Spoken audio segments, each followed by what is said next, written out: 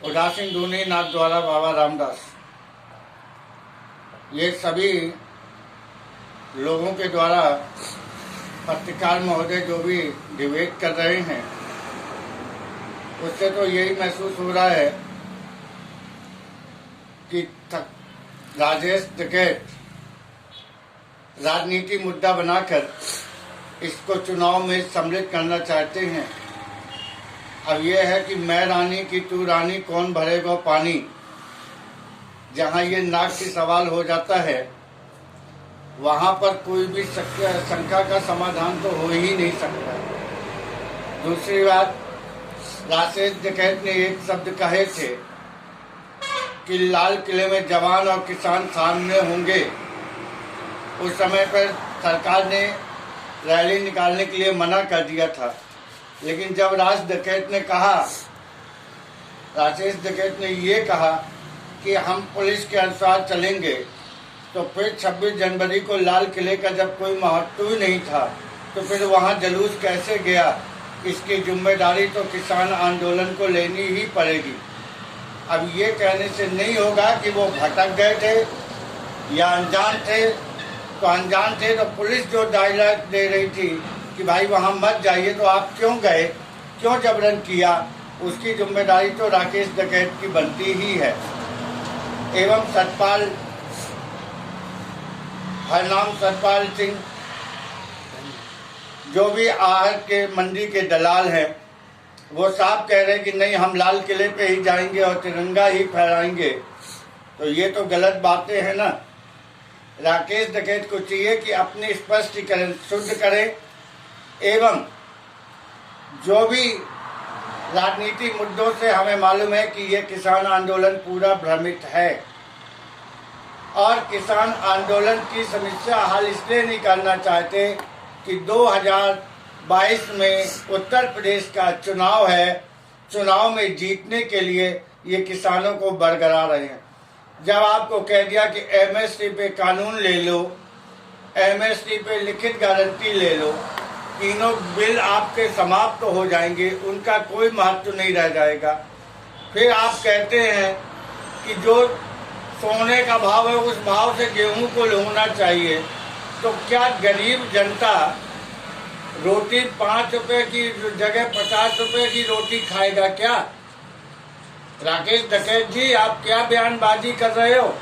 कुछ तो सोचो कि जो मजदूर है, निम्न वर्ग के लोग हैं, वो भी आंदोलन पे बैठ जाए। कि मान लो कि अगर वो किसान के अलावा विपरीत में बैठ जाए कि भैया इतना महंगा गेहूं हम क्यों खरीदें, तो फिर विदेश से ही मंगा के खाया जाए। ये आप किस तरीके की बातें कर रहे हैं राकेश टिकैत जी? ये आपकी वातावरण सही नहीं लगता है, और जो कहा जाता है वो समझा ना जाए और जो कहा नहीं जाता उसको समझा जाए। ये तो इसका मतलब ये हुआ कि आपका राजनीति मुद्दा है और स्पष्ट दिख रहा है। आप सरकार से टकरार चाहते हैं और सरकार के पास झुकना नहीं, सरकार नहीं झुक रही है या सरकार झुक रही है तो आपको नमन होने में क्या फर्क पड़ता है? 3 बिल का कोई महत्व नहीं रहेगा कहीं भी। एमएसपी पे कानून लेके आप इस आंदोलन को समाप्त कीजिए, वरना राजनीतिकता अगर फैल गई, अगर सरकार अपने सुरक्षा गार्ड जो आपके यहाँ 2.5 महीने से रात दिन आपकी सुरक्षा में लगी हुई है, साथ सब सहती है, क्या वो किसान है?